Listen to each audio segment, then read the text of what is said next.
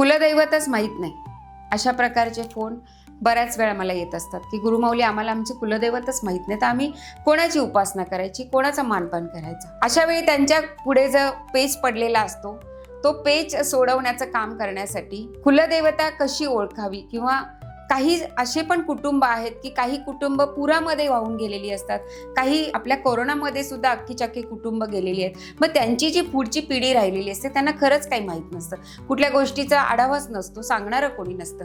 मग अशा लोकांच्या मदतीसाठी आपलं कार्यालय कार्य करत असतं. काय होतं, जेव्हा तुम्हाला तुमची कुलदेवता माहीत नसते त्यामुळे तुमची उपासना होत नाही आणि मग तुमच्या कुलामध्ये अतिशय संकट येतात, व्यत्यय येतात, कुठलं काम नीट होत नाही किंवा प्रत्येक कामामध्ये काहीतरी अडचण येतात, घरात सगळीकडे कटकट किंवा कचकच सुरू होते, अस्वस्थपणा वाढतो, येणं केणं प्रकारेनं कोणीही सुखी नसतं. मग हे असं का होतं हेही कळत. मग ती नजर लागली आहे का, ती करणी झाली आहे का, की आमचं काही चुकलंय का, ह्या अनेक प्रश्नांना तोंड फुटतं आणि मग तेव्हा कळलं जातं की तुम्हाला तुमची कुलदेवता माहीत नाही. तर ज्यांना कोणाला असा प्रश्न पडत असेल तर त्यांनी आमच्या कार्यालयाशी नक्की संपर्क साधा.